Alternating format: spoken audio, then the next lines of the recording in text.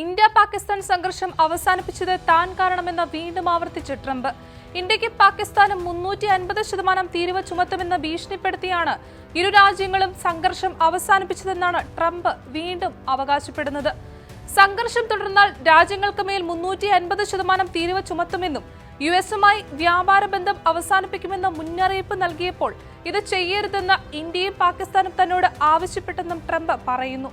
യുദ്ധത്തിലേക്ക് തങ്ങൾ കടക്കില്ലെന്ന് ഇന്ത്യൻ പ്രധാനമന്ത്രി നരേന്ദ്രമോദി തന്നെ ഫോണിൽ വിളിച്ചു പറഞ്ഞിരുന്നു എന്നും ട്രംപ് അവകാശപ്പെട്ടു. ഈ വർഷം മെയ് മാസത്തിൽ ഇന്ത്യയും പാകിസ്ഥാനും തമ്മിലുണ്ടായ സംഘർഷം അവസാനിച്ചത് തന്റെ മധ്യസ്ഥതയിലൂടെയാണെന്ന് മുൻപും പലതവണ ട്രംപ് പറഞ്ഞിട്ടുണ്ട്. യുഎസ് സന്ദർശനത്തിലെത്തിയ സൗദി കിരീടാവകാശി മുഹമ്മദ് ബിൻ സൽമാനൊപ്പം യുഎസ് സൗദി വ്യാപാര സമ്മിറ്റിൽ പങ്കെടുക്കവേ ബുധനാഴ്ചയാണ് ട്രംപ് വീണ്ടും അവകാശവാദം ഉന്നയിച്ചത്. ഇന്ത്യയും പാകിസ്ഥാനും യുഎസുമായുള്ള വ്യാപാര കരാറിൽ നടക്കുന്ന ചർച്ചകളുടെ സാഹചര്യം താൻ ഉപയോഗപ്പെടുത്തിയെന്നാണ് ട്രംപ് നൽകുന്ന സൂചന. ലോകത്ത് അടുത്തിടെ നടന്ന രാജ്യാന്തര സംഘർഷങ്ങൾ പലതും അവസാനിപ്പിക്കാൻ താൻ ഇടപെടൽ നടത്തിയത് വ്യാപാര കരാർ ഉപയോഗിച്ചായിരുന്നു എന്നും ട്രംപ് പറയുന്നു. 8 സംഘർഷങ്ങളിൽ 5 എണ്ണത്തിൽ ഇത്തരം ഇടപെടലുണ്ടായി.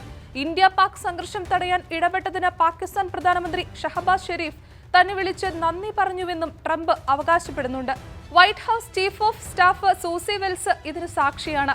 നമ്മളത് സാധ്യമാക്കി എന്ന് ഇന്ത്യൻ പ്രധാനമന്ത്രി നരേന്ദ്രമോദിയും തന്റെ ഫോണിൽ വിളിച്ച് അറിയിച്ചുവെന്നും ട്രംപ് പറയുന്നു.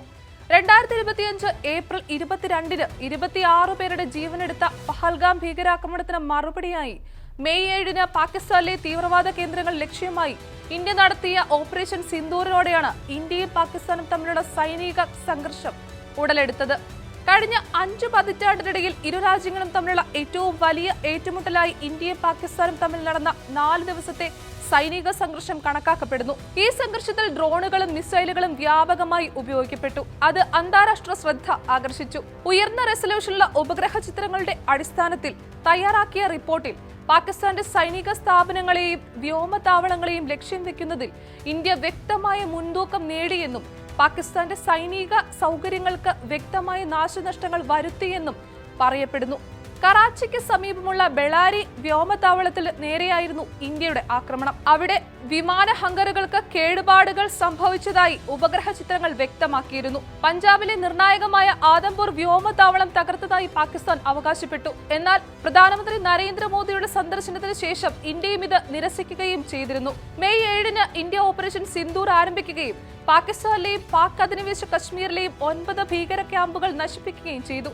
ജമ്മു കശ്മീരിലെ പഹൽഗാമിൽ 26 പേർ കൊല്ലപ്പെട്ട ഭീകരാക്രമണത്തിന് മറുപടിയായാണ് ഈ ഓപ്പറേഷൻ നടത്തിയത്. 4 ദിവസത്തെ സംഘർഷം 2025 മെയ് 10-ന് ഇരു രാജ്യങ്ങളും തമ്മിലുള്ള വെടിനിർത്തലോടെ അവസാനിച്ചു. ട്രംപ് ഇക്കാര്യം പ്രഖ്യാപിക്കുകയും താൻ മധ്യസ്ഥത വഹിച്ചതായി അവകാശപ്പെടുകയും ചെയ്തിരുന്നു.